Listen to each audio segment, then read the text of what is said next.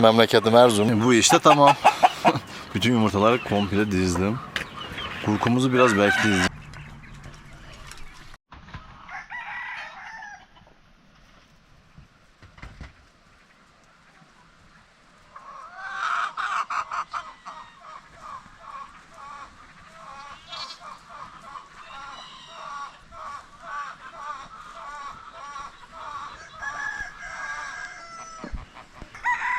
Selamünaleyküm arkadaşlar. Hoş geldiniz. Gelin şöyle bir tokat açalım. Bismillahirrahmanirrahim. Bugün kümesi açmak nasip olmadı. Annemler açmış. Biraz gecikince böyle oluyor. Peynir, badem. Geldik çiftliğe, böyle inmek de çok keyifli. Aşağı iner inmez etrafımda bir sürü tavuk, bir sürü hayvan, karınları aç bir şekilde beni bekliyor. Ben de onları şimdi sırayla doyuracağım. Günaydın çocuklar. Ne yapıyorsunuz?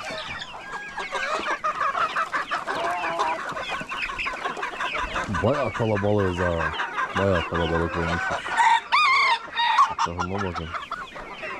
Maşallah, maşallah. Rabbim burada gördüğünüz bütün hayvanların daha güzellerini sizlere nasip eylesin.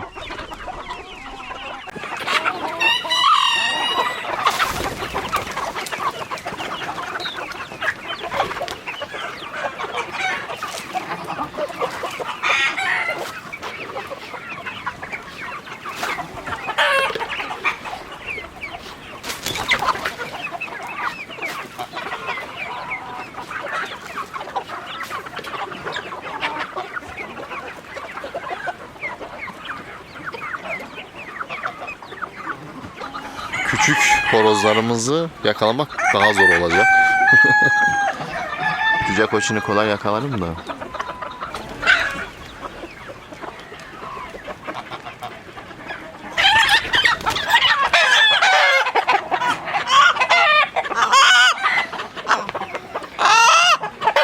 Güzel horoz. Sakin. Güzel olacak.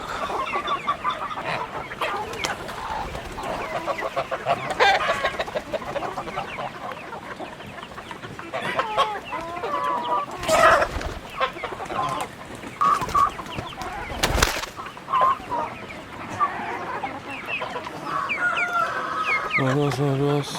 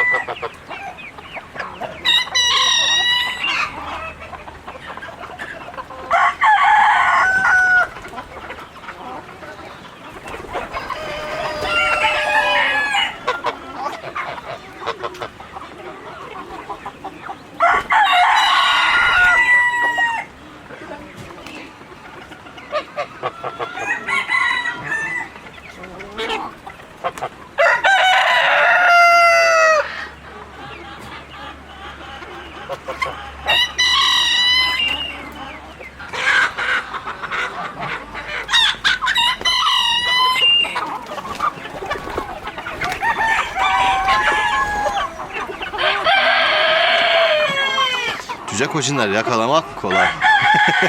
Bunlar minikler zaten.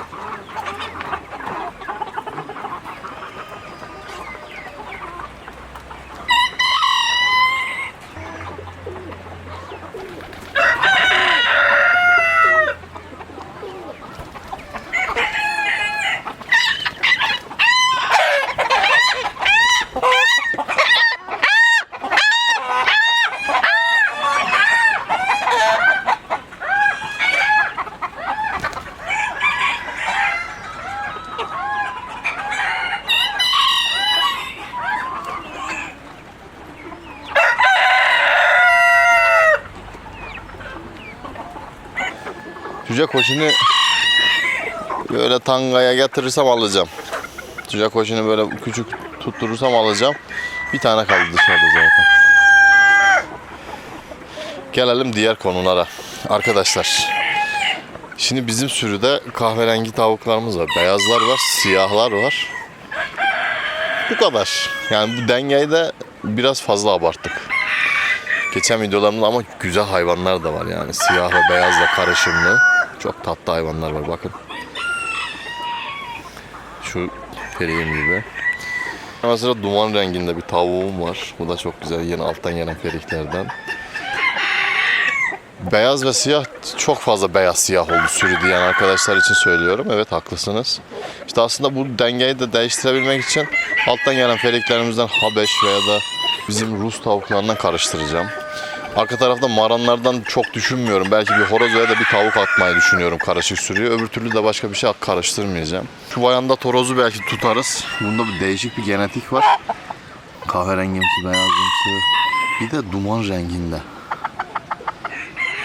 Tamam, sen değerlendir. Burada bir tane de porselen tavuk var. Dakika başı ötüyor. Neyse. Bu dengeyi yavaş yavaş tekrardan düzeltiriz. Ya şimdi blue renginde tavuğum da çok fazla aslında da siyah beyaz çok fazla abartıldı. Arttı yani. Bak bir tane orada var blue. Siz bak tehlikeli duruyorsunuz burada. Keçilerin kümesinde ne işiniz var? Peynir, susandınız değil mi? Şimdi önce keçilerimin suyunu verelim. Pony, pony. Ya bakayım sen buraya pony. Pony. Hiç bak pas veriyor mu kerata? Hiç pas vermiyor bize. Sen bilirsin pony.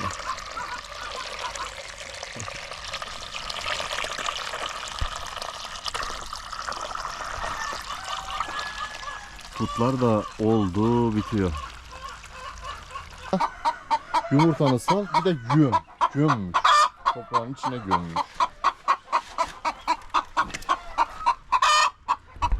Standlar bütün yumurtaları buraya salıyor bizim şu ayam cemane. Güzel, bir şey demiyoruz. Alması da zor. Orada biriktirsin. Arkadaşlar, ayam cemaneyi çıkartamam da o bizim artık orada kadrolu eleman sürüde. Ayam cemaneyi seviyoruz. Bir de şöyle de bir şey var. Gel. Gel peynir gel. Peynir gel, suyun iç. Gel suyun iç bakayım. Tutamadın mı kızım? Siz tavuklar içmez. Tavuk içince iç. Keçiler içmiyor.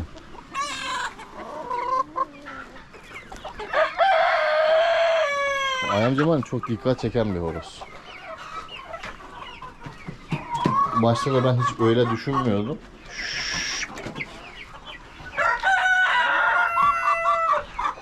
Sonra fark ettim şey. Şimdi siyah gelen ziyaretçilerimiz de aynı şekilde. Yani çok dikkat o çekiyor. Simsiyah ya, etine kadar siyah hayvan.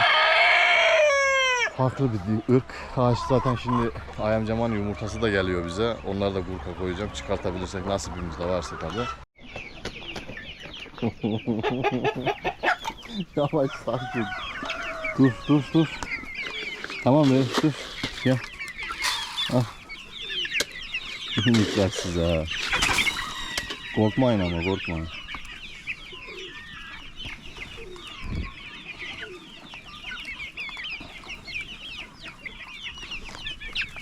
Benim küp şekerlerim, misketlerim. Artistik yapıyorsun sen bana, artistik mi yapıyorsun bana? Sen bana artistik mi yapıyorsun? Bak. Bıraksana.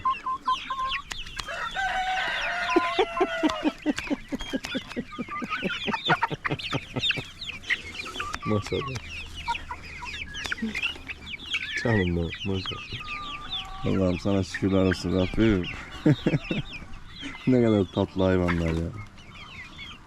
Cice koşun da çok tatlı ya. Şuna bak, şuna bembeyaz. Şu var ya, çok fena bir horoz olacak.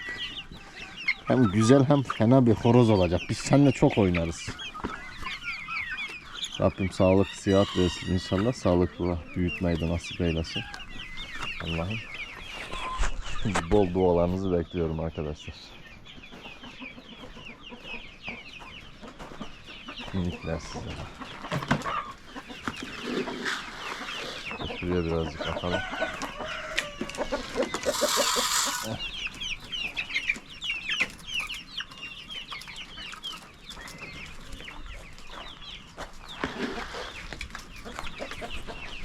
Şu beyaz var ya, çok asil bir hayvan ya.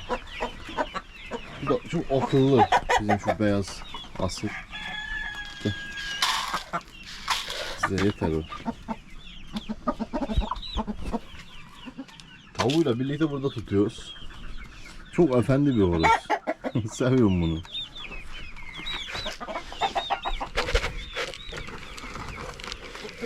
Bu arada bu yıl ispenç üretemedik dedik de ilk şeyde 2 tane ispenç çıkmış. 2-3 tane ispencimiz de var şu sürünün içinde. Biri orada, biri burada. İyiler. Bunlar da iyi.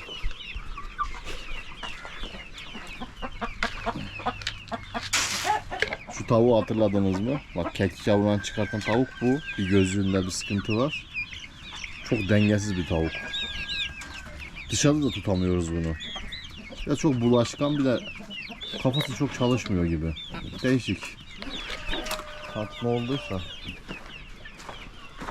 Ve diğer ekibimiz de burada. Bak.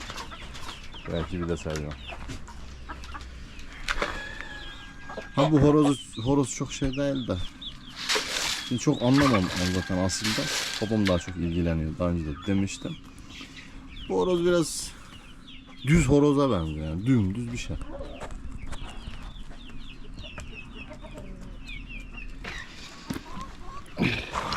Onu kıskanınca kıyamıyorum da. Al bakalım. Peynir ye. Yemeyecekmiş bizim peynir. Badem şimdi arkadan görür, kopar gelir. Çok ağır. Bizim keçi ağır keçi. Hiç kopup gelmedi. Sakin. Yavaş yavaş geliyor işte. Bak bak. Ağır abi misin sen? He? Ağır abi mi oldun sen benim başıma? Oo. Oo beyefendi. Tenezzül bile etmiyor. Bak bak. Hain.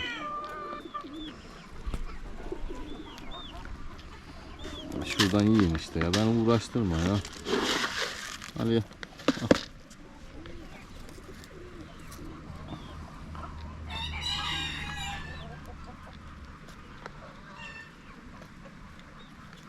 Terlemeye başladım bile.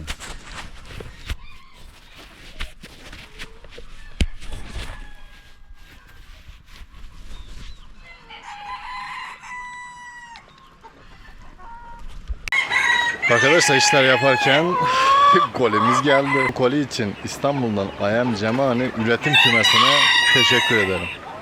Hadi bismillah. Vay.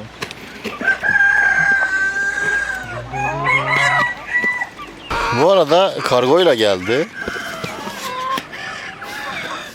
Bismillah.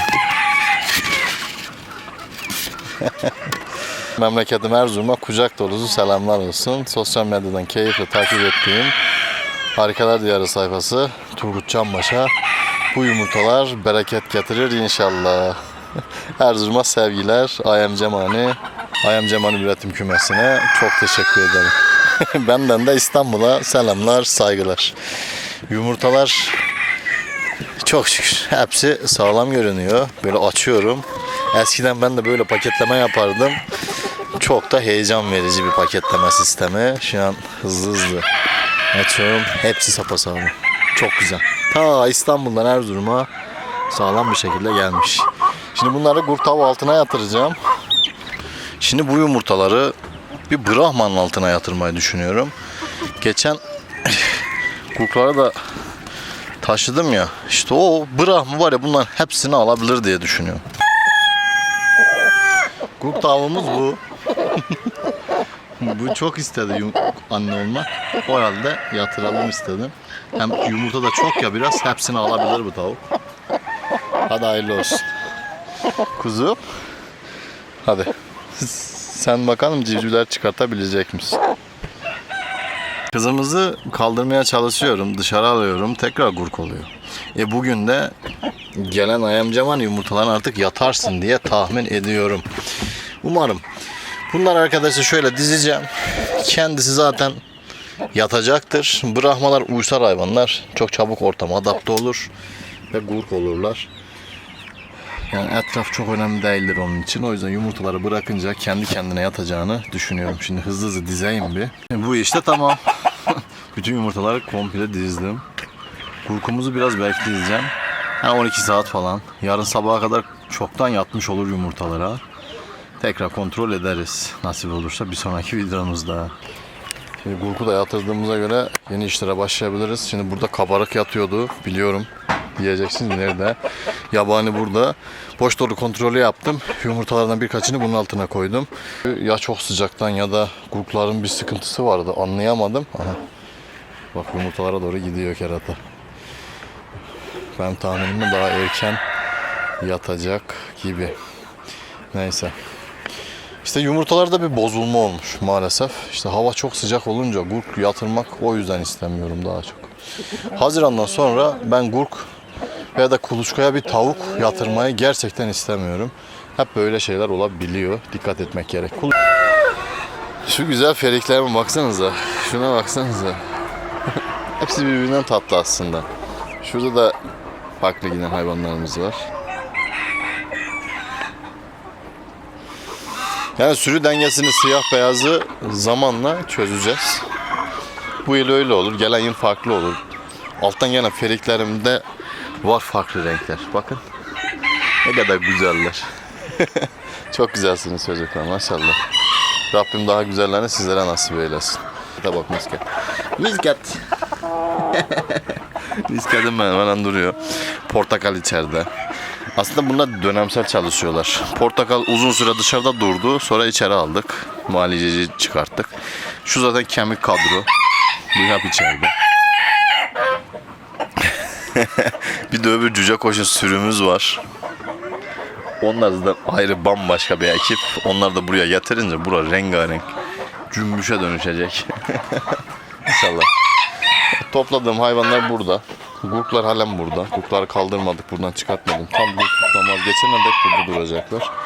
Fazla horozları da buraya aldım komple. İşlem tamam. Kardeşleri de çıkartmayı unutmuşuz. Onları da dışarı çıkartayım. Sonra devam edelim. Bismillah. Aha. Vidası çıkmış.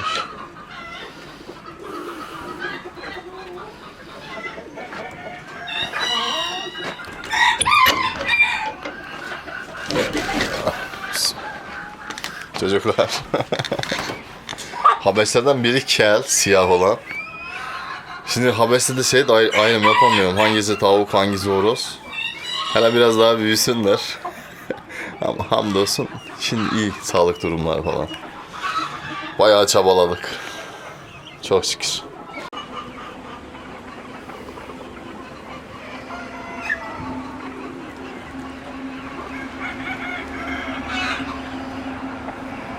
Bugün sizlere Rusları göstereyim. Merak edenler bayağı bir varmış. Halen de biraz tipsizler. Ama hızlı büyüyorlar. Tam büyüdükleri zaman, erişkin oldukları zaman göreceksiniz tiplerini. Rapunzel'i andırıyorlar. Çok fazla da yine göstermiyorum. Yavaştan kapatıyorum. Alt tarafta da zaten keklik yavrularımız var. Onlar çıkacak. Üsttekiler alta inmesi lazım yakın zamanda. Artık yavaştan yetmiyor çünkü.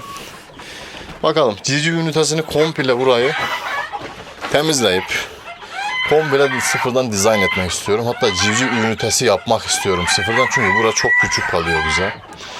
Yumurtaları da topladık. Bugün yumurta toplamayacağım. Sabah ben gelmediğim için geciktim. Toplanmış. Şimdi nüfus artarsa sığmayacaklar. Buradan diyorum ki oraya gireriz. Tavuk da buradan da oraya doğru böyle bir L şeklinde bir sistem yapabiliriz. O zaman sığarlar. Bizim şu tavşanları seven arkadaşlar için söylüyorum. Böyle istiyorlar ki, daha doğrusu istiyorsunuz ki uzun sadece tavşanlarla ilgileneyim. Abi tavşanların çok bir işi yok. Yani yanlarında da uzun süre duramıyorum. Çünkü yemlerini veriyorum misal. Tamam mı? Yapacak başka da bir iş kalmıyor. Bitti. Temizlik yapıyorum 2 haftada bir. Şurayı komple tırmıklıyorum falan. Bazen gelip şöyle şu köşede oturuyorum. Tavşanları izlerken falan. Oh. Çok sevimliler, çok tatlılar ama tavuk gibi veya da öbür hayvanlarımız gibi değil. Ya kümes hayvanları içerisinde rahat bakıma sahip cinslerden biri de tavşanlardır. Ama yerleri iyiyse yani alt taraf ahşap olacak. Üst taraflar her yerde ahşap kullanıyoruz biz. Çok eskilmediği sürece ahşaba zarar vermiyorlar. Eşilemeye çalışmıyorlar falan. İyi yani iyi anlaşıyoruz keratalarla. Hollanda lop tavşanlardı bunlar. İki cinsi var Hollanda lopların. Bir dik kulakları var bir de böyle yatay tatlı olanlar var. Albino da vardı bizim bu sürüde. Albinolar bizdeki albinolar bitti herhalde. Yok var yine birkaç tane. Yok bizde hiç kalmamış albino. Maviler var, mavi gözlü olanlar, kahverengi olanlar var. Bir de kırmızı olan vardı. Kırmızının genetik bitmiş. Hiç fark etmedim. Hepsi gitmiş onların.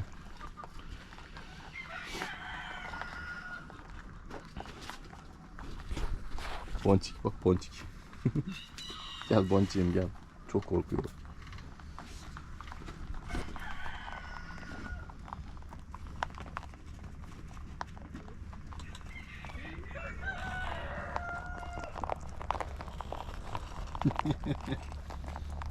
Gözlerinizi severim.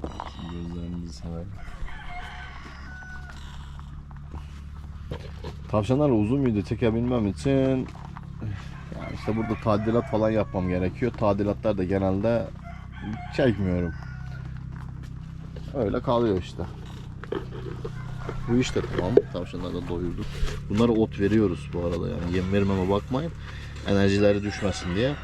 Şimdi de genelde babam indikten sonra verir. Buraya zaten bayağı bir stok yapmışız kış için. Keçilerimiz için. Değil mi peynir? Sizi besleyeceğiz. Yine etrafta çöpler var. Onları toplarım. Yine başladık mesela. Bunlar sinir ediyor beni ya. Al. Al bakalım. Bu arada bıldızın da gerçekten çok tatlı hayvanlar. İlgilenmesi falan çok hoş. Cimcimeler bir saniye durmuyorlar. Bir saniye. O kadar hareketliler ki.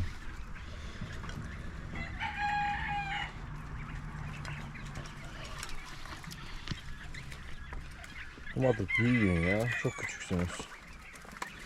Yumurta bekliyorum ben sizden. Burada bu ekip yumurtaya çıksın tamam mı? Bu ekipten var ya bir yumurta alırız. Mesela kış gelmeden çıkarsalar yumurtaya. Bayağı kalabalık bir ekip çünkü. Bıldırcın kümesimiz böyle gireriz her yer yumurta. Bıldırcın yumurtalarını toplamak da ayrı bir keyif yani. Tavuklara göre farklı bir keyfi var bu işin. Çünkü çok oluyor. Araması zor. Böyle toprağın altında bile çoğu zaman bulduğumuz oluyor. Heyecanlı bir süreç. Günde 100 tane yumurta alırım ben sizden. Peki o yumurtayı ne yapacağız? Afiyetle yiyeceğiz. Ya bıldırcın yumurtası ben çok fazla dışarıya satış falan yapmıyorum açıkçası. Yumurtaları da Ayhan abiden alıyorum kale bıldırcın. Çıkartmak istediğim zaman falan. Yani iyi bu döngüyü oturtturdum. Keyifli bir iş.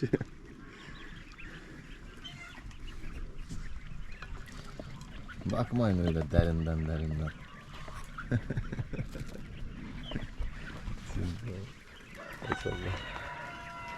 Sizin de temizlik zamanınız gelmiş. Burayı da bir temizlemek gerek. Yakında yapalım o işi.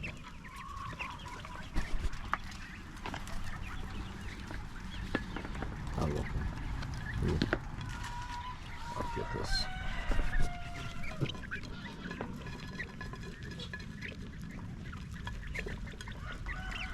Bazıları tüylere dökülmüş. Boyunlarında falan. Çiftleşme zamanı da değil. Niye anlamıyorum onu. O konuda hiçbir bilgim yok. Bizim bordu da var birkaç tane işte.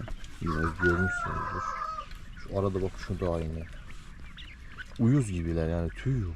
Ya kendi aralarında anlaşmazlık yaşıyorlar bazen. Onu çözemedim.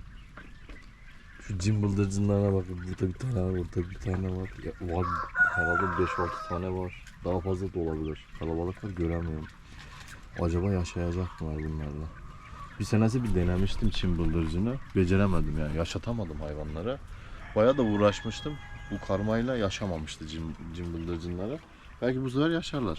Şimdi burada Ukrayna, Cüce, Jumbo, Kıbrıs, Cımbıldacını var.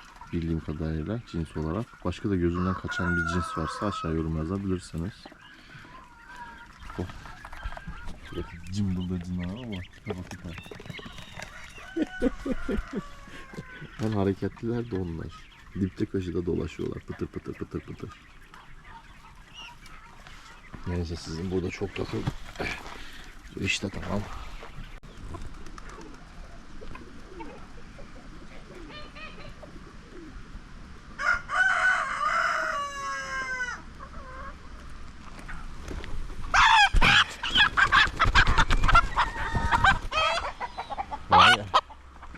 Ve yakaladım. Ben sana dedim öyle kaçmayla nereye kaçacaksın? Kaçamadın mı benden? Kaçamadın mı sen? Sen benden kaçamadın. Kaçamadın. Sonunda yakaladım işte. Evet şimdi işlem tamam arkadaşlar. Bismillahirrahmanirrahim. Hadi hayırlı olsun, cüceleri de topladık. Fazlalık horozlar gitti. Şimdi sürüde sadece İspenç horozum var. Bir de maliyeci var cüce olarak. Bizim Hulk'u göremedim. Şu an canım sıkıldı. Hulk nerede? Hulk'a bakmak lazım. Bizim Hulk nerede? Hulk'un oğlunu gördüm. Buralardayız da. İçeride falan mısın Hulk? Ola puf puf. Puf puf. Sen ne yapıyorsun burada kızım? Yumurta mı salacaksın?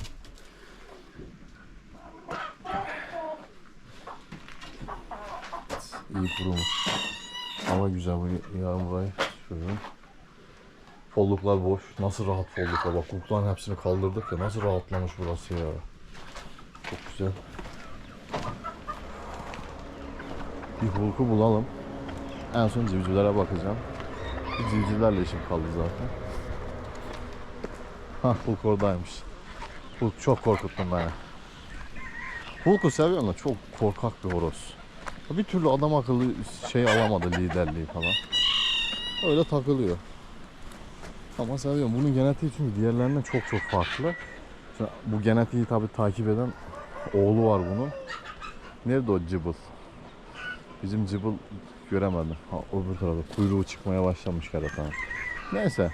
Bunlar çok hızlı büyüyorlar. Bundan aldığımız yavrular falan da mesela eşlerinden 3 kat 4 kat daha hızlı büyüyor. Nasıl bir genetik yakaladıysak o arada emsallarından hızlı büyüyüp sağlam hayvanlar oluyorlar, böyle irilerde falan kalıplılar. Zibidoların birinin çıkması gerektiği konusunda da yorumlarınızı okudum. Bu zibritten gelme horozların ikisini sürüde saklıyorum. Biraz daha tutacağım arkadaşlar böyle kışa doğru falan. Çünkü alttan gelen feriklerden çok fazla tavuk da var. Horozları oradan ayırt ettiğimiz zaman kalan tavuklara, şimdi tamam sayıya göre çok fazla horozum var tavuk sayıma göre. Ama o zaman şey olmaya başlar, dengelenmeye başlar diye düşünüyorum. O benekli yapıdan istiyorum yani. Yarım zurnadan kalma brakel falan var onun genetiğinde. Belki zibritten daha da eski genetikler vardır diye tahmin ediyorum. Neyse işte yavaş yavaş. O işte tamam. Şimdi yavaştan çiftlikten çıkarken biraz da anlatayım.